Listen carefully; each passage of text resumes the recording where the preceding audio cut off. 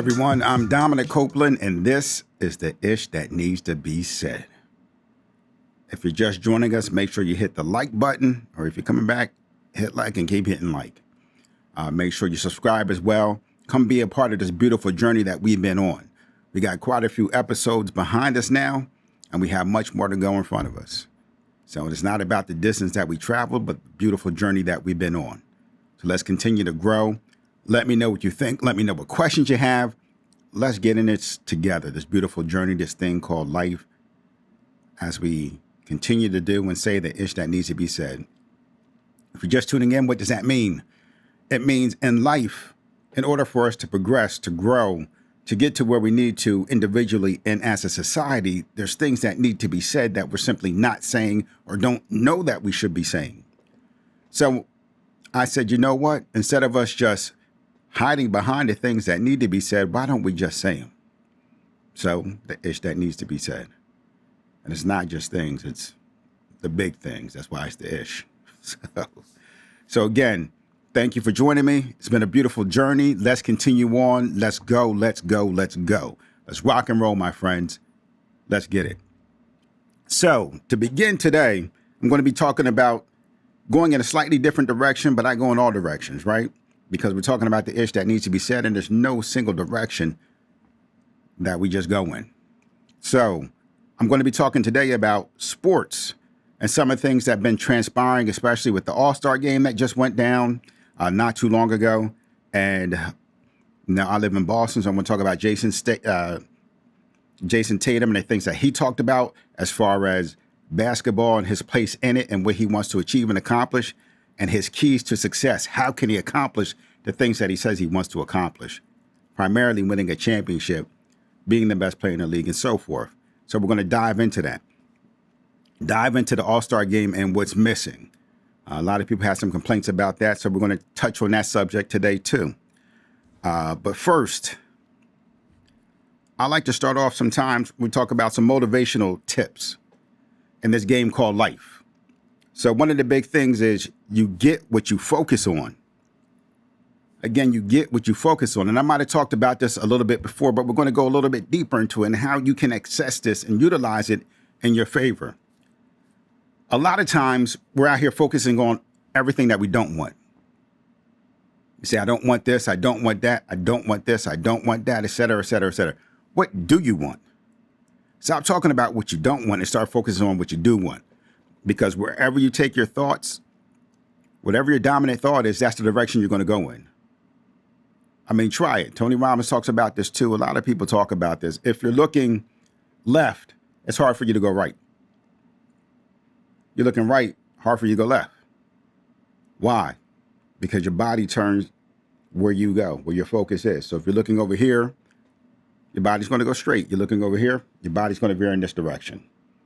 So focus on what you do want out of life. And this goes for anything, the relationships that you want, the people that you want to be around, the type of lifestyle you want to live. Focus on what it is that you desire out of this life and have gratitude about it. Be grateful for when those things start to show up. Be grateful for where you are on this journey, because where you are is preparing you for where you will be. Again, where you are is preparing you for where you will be, for where you're headed next. You can't get there from here without having that gratitude and without having that vision, without having that focus. Doesn't happen by accident, happens by purpose. And the purposeful part of it is your thoughts, your thinking, your mindset, where you're taking yourself. So know where you're taking yourself. And the biggest thing, why are you taking yourself there? Why do you want this? Why do you want to go there? If your why is big enough, you can overcome anything. Like Tom Brady said before, as he was going through football, there's going to come, he said not just in football, but anything in life. There's going to come a moment where you ask yourself, why? Why are you doing this? Why are you putting yourself through this? Why all this agony? I've seen it a lot in the teaching spectrum right now. A lot of teachers over the last few years. Why am I putting myself through this?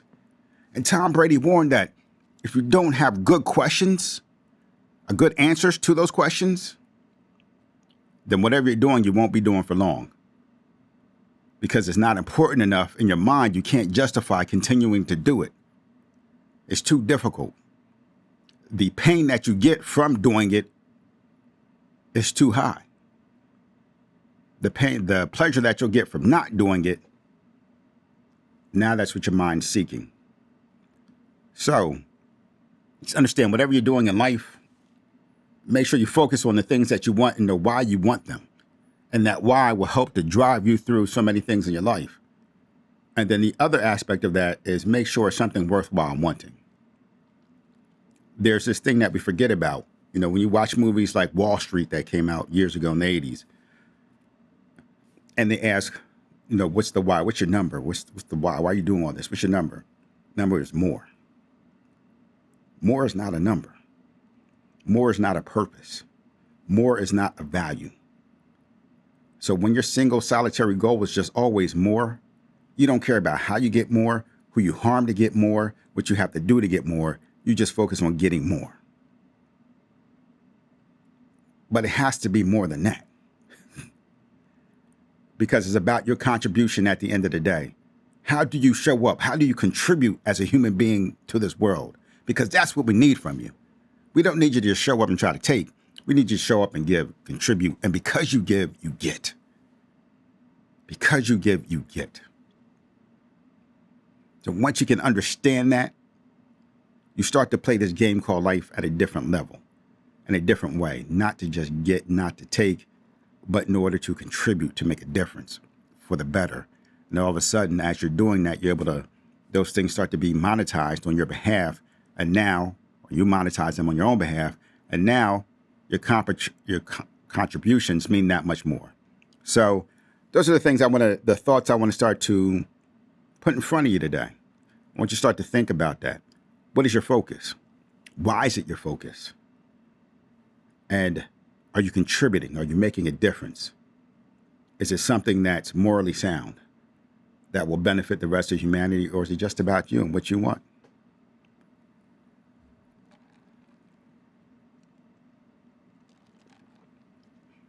Okay, here we go. Now, let's get into the AllStar Game. AllStar Game, and this was in basketball. So my apologies, AllStar Game in basketball. So professional basketball here in the United States of America. I love the game of basketball. I have loved the game of basketball. It's changed and transitioned. And what I find now is that, you know, before the competition, and this goes along with not just basketball because it's a symptom of our overall society. Before the competition was a spectacle, that's what you showed up for, to see the competition, especially when it's the best of the best competing against each other. Now, it doesn't mean in an all-star game you're expecting them to go like it's championships, but you are expecting them to show up and compete. Nowadays, though, even in the regular game, I think LeBron James himself said this, the game is starting to head towards the all-star game type of thing. And I think what he meant by that is before it was competition that was the spectacle that drove people's desire to see the game. Now it's the spectacle is becoming the game-like shots that people are able to take, the video game-like shots. Oh, if you can shoot it from the half court, if you can do this, if you can do that. So it's not even about the competition anymore. It's about the entertainment. The entertainment has now become, okay, how far away can you shoot the three from? What kind of crazy dunk can you do? It's no longer about the competition of it. A lot of people don't care about seeing the competition. Or that's starting to play itself into the game. They want it to be more like a video game. Where, oh, you're shooting up crazy shots. You know, it's nothing but entertainment in a different way. So entertainment in a way where it's just all fun. Just all scoring. Oh, let's see if we can get to 200. That's the spectacle. It's not, hey, let's see if we can stop these guys on this possession. Let's see if we can compete. Show them a little bit of something. Let's see if we can go out and win this game and not just lose it quarter by quarter. It's no longer the game that it used to be. And things change. That's okay. I'm not saying that it has to be that, but I am saying that there has to be an underlying emphasis on competition. Because once that's gone, then you just have a spectacle. You have a show and You can have people that just specialize in shooting 3-point shots. You can have someone out on the streets that can hit a three from half court because that's all they do, but they can't play the game. They can't dribble. They can't do anything else. They can't make a layup. All they can do is threes from half court shot or threes from full court, threes from, so it can get into a realm where it's ridiculous and it's not about the game anymore. And it's not about the competitive nature of the sport. I want to see the best. I understand everyone's buddy-buddy these days, and you can still be buddy-buddy and compete against each other. You can still do that. It doesn't have to be, I have to be cutthroat and heartless. No, you don't have to be that way. But you do have to show up and show out. I don't need to see you just dunking up and down the court or shooting half-court shots. Someone should be trying to stop you. Okay, now let me see the little bit of the dribble that you got. Get past them, pull up jumper, hit some. Boom, okay, cool, now we playing. That's not the game anymore. And it's the ish that needs to be said, not the stuff that I want to say or the stuff that you want to hear, but what needs to be said. So I'm going to say it. Stephen A. Smith got into this a little bit on First Take when he was talking about the game, but I'm going to dive even deeper into the realization of what's happening or what needs to happen. So one of the big things,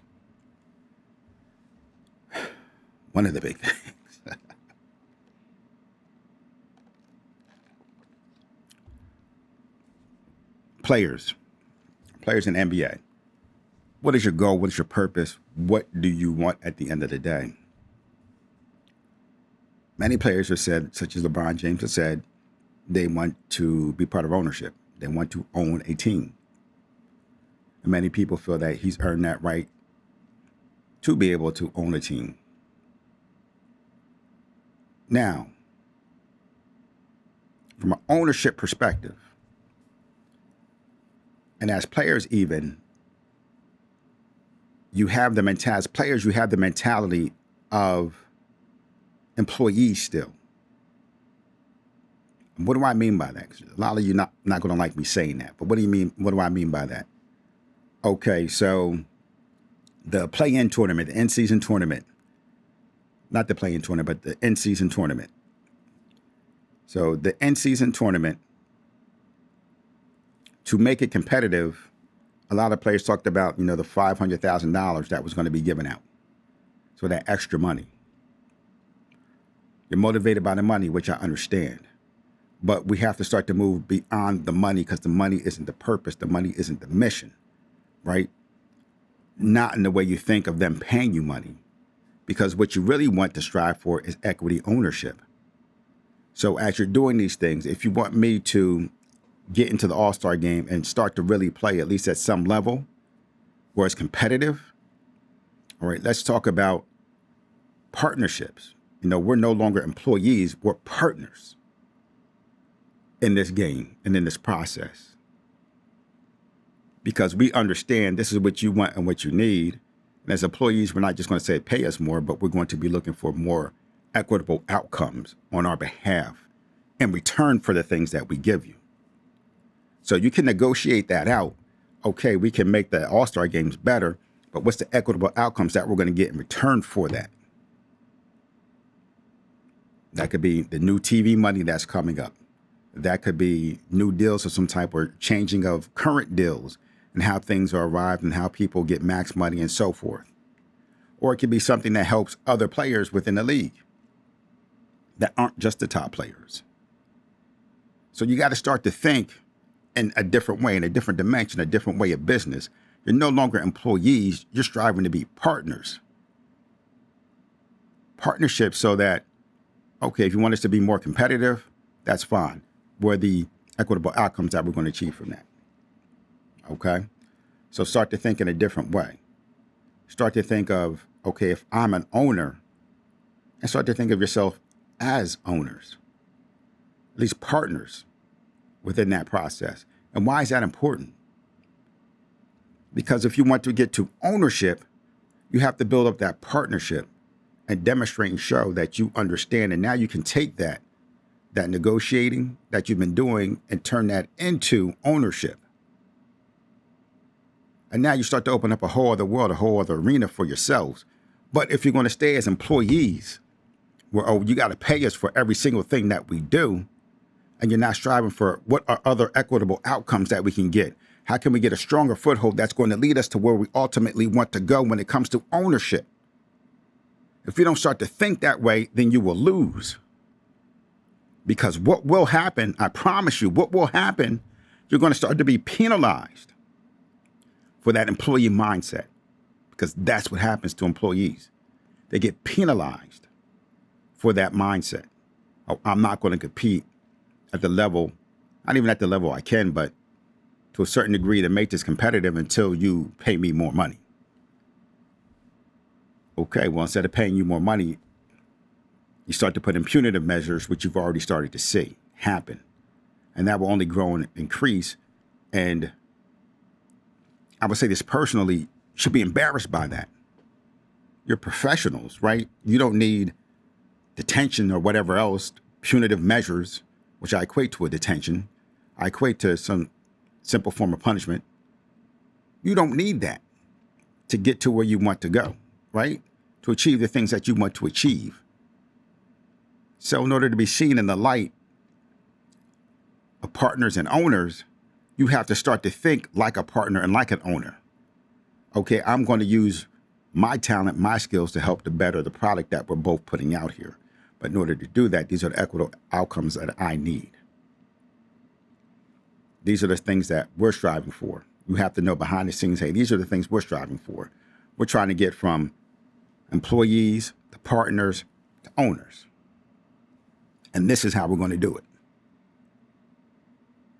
Great thing about basketball, it's not like football. Great thing about basketball, you have more of a say in the process because of player empowerment. But if you're going to be player empowered as employees and take it for granted and do things that are going to ultimately harm the league and harm the product, or that they feel that will, or they feel that the things you're doing will harm them and their product and their business, then they're going to put in things to keep you from doing that. Punitive measures. So you have to decide as players, what is it that you want? What are you striving for? What are you trying to accomplish? What do you want to be at the end of the day? Is it, hey, I just want to get the biggest bag that I can and I'm out? Some people want that. That's okay. But if you're playing the game at a higher level like LeBron James, I think you want more than that. You want a partnership, and I think he has been a great partner in the league with the things that he has done. But now it's on to ownership, and he has to get the rest of the league to understand, hey, let's start to use our player empowerment to negotiate equitable outcomes so that we can grow as partners. And specifically do it for that reason, so that then we can get into ownership. Because if you negotiate it out, the money's going up, everything's getting better. Now it opens the door for you as owners. Think about what I've said. You might not like it, but just understand the things that you're doing now, because many of you have been talented, have been great, but you haven't been in the world of business as far as having to earn your stripes and work your way up. As far as other people who haven't been gifted at sports or who haven't worked at sports, they've worked in business. So what I'm saying to you is not that you can't do it or you're incapable of doing it, but you might not understand how your actions and your deeds are resonating as far as the end game. Because the way you're going now, you're going to be punished more for things than you're going to receive the benefits that can truly make a difference after you are gone from the game. Game's not going to be there forever. After you're gone from the game, now you have ownership opportunities, right? Within certain teams or the teams that you were with, or ownership opportunities to buy your own teams or to come together as a conglomerate to buy your own team. But when you do that, you have to do so with a solid understanding of business and what you're trying to accomplish with that team and the standard that you need to uphold for that team to be successful. Can't just come in and let players do what they want. Has to be a standard, and the players have to understand that your actions resonate on the business of things. So it resonates on your salary. It resonates on the salary of others to come and of those who've been here before you. This pie is big enough for everybody to eat. You just have to know what you want, negotiate for it, and then put in the work so that you're proving yourselves within that arena. So I believe in you wholeheartedly. I know you can do it. Just build that universal vision and then start to negotiate the things necessary for you to get the partnerships and then eventually the ownership that you desire. So let's rock and roll on that one. Rock and roll on that one. So let me know what you think about that. Do you think that's something that makes sense? Is it attainable? Do you feel like this dude doesn't know what he's talking about at all? Again, I'm not in the NBA arenas. I've been in business arenas. I worked with Fortune 100 and 500 companies. I understand what a business wants, needs, and is looking for, and how to partner with them to help them achieve that, and then how to leverage that partnership towards something else, right? That's ultimately what you're looking to do. So it's not just about the deals and everything else. At some point, just like, Jumpman, Jordan Brand, we got to start owning some of these things, man. We got to start owning some of these things so that we can really make a difference. Owning the things within the media, owning things within entertainment, owning things within business, within STEM, so on and so forth. And you can lay the steps for that to happen.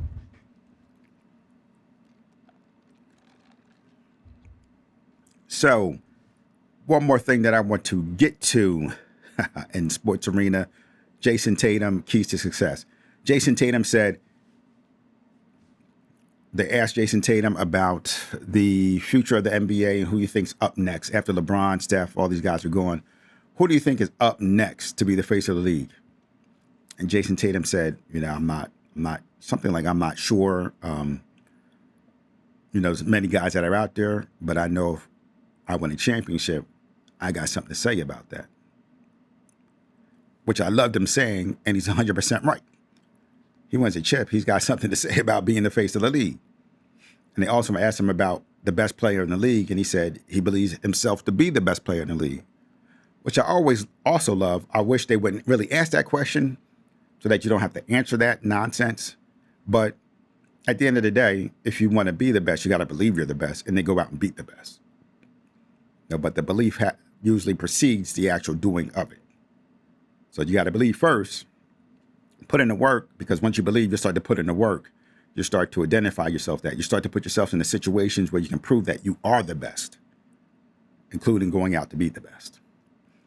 So those are the things I like to see for Jayson Tatum. But his keys to success, and he was talking about what happened in 2022 when they lost to the Warriors, how that all transpired, and how he felt about it. And there's a couple of things I've always said Jayson Tatum does to transform his game and become MVP of the league. And why last year they lost to Miami Heat. Why did they lose to Miami Heat last year? Because of Jimmy Buckets knowing situational basketball and how to get a bucket when absolutely necessary to get a bucket, to stabilize your team, whether it's in a league, whether you're leading, to stabilize it so that you don't fall behind, or whether you need to get buckets and get in the foul situations to take the lead. So Jayson Tatum, most of those times, would find himself taking a step back three. That's not a good shot at all for a few different reasons. Because one, when you miss it, it fuels the fast break of the other team, and now you're all back on your heels because you're out of position. But you're giving the other team easy buckets, long shots, long rebounds, and fuels their fast break, and they're gone, right? Jimmy Buckets, what he was doing, he's getting underneath the bucket, or he's getting a jump shot, 5 to 10 feet from the bucket. There's no long rebound there, so it's not fueling your fast break. So they got time to set their defense. We saw it from all the greats. In Boston, Paul Pierce, 1, 2, 3, get to a spot. 1, 2, 3, get to the bucket, finish. Had his little 2 to 3 steps where he can get to a bucket, get finished, great finisher. Kobe Bryant, Michael Jordan, the fadeaway, back to the basket, turn around, fadeaway jump shot, boom, done. Whenever you got into trouble, they could stabilize the game. You had someone to go to, get underneath the basket, turn around, boom. In 2022, Jayson Tatum was trying to do the same thing, but he wasn't executing it properly. What I mean by that, he'd have the ball back to it as he was coming around to shoot. He has the ball here, or he had the ball here, because this was his shot pocket was from down here. So as he was turning around and bringing the ball up to go shoot, the ball can be blocked from Draymond Green, who came in, because of where he was shooting it. If you watch Kobe, if you watch Michael, even if you watch Steph and how he shoots, the thing is, and you should do this myself, I'm no super person at basketball or anything like that. I'm just saying, effectively getting a shot off. I was able to effectively get a shot off against bigger people and score the bucket. As you're turning around, that ball has to already be over your head, and then you're shooting motion, and you just come up and finish. So you're tall enough, you get that ball up high doing this, no one's going to block that shot. But if you come around and you're still getting into your shot pocket, it's going to get blocked. But if you come around, you're already up to your shooting motion and you just finish with the fadeaway jumper, no one's stopping that. And also, I say this one last thing you've done a much better job at this year. Your shot pocket before was you catch the ball, you'd have to bring it down, bring it back up, stabilize it, and then shoot. You've gotten better at bringing it up higher. Sometimes you still dip it down. And when you go up to shoot, if you have to bring it down from low, if you go up to shoot, the ball's going to go up, and you're going to get that bounce back effect. It's going to be almost like it rims out each and every time because there's too much energy into it. So if you can get the ball, watch Steph and all these other guys, when they get the ball, Steph gets the ball, he's right here. He's ready to go. So if you're able to just stabilize your shot pocket where you don't have to bring the ball all the way down, but if you can bring it, boom, gather from your chest, up, finish. You practice that, All-Star. Not All-Star, MVP. You practice that turnaround jumper with it, the fadeaway, world champion. MVP, world champion. 2 moves. 2 moves away. Stabilize that shot pocket. Master that fadeaway turnaround jumper. Everything you want, you'll have. I believe in you. Keep rocking and rolling. Keep doing your thing. So everybody, again, this is the Ish That Needs to Be Said. Like it. Love it. Hit the like button. Subscribe. Let me know your thoughts. Let me know what you think about the things that I'm saying. Let's be on this beautiful journey together. Let's start to talk, communicate, continue it further.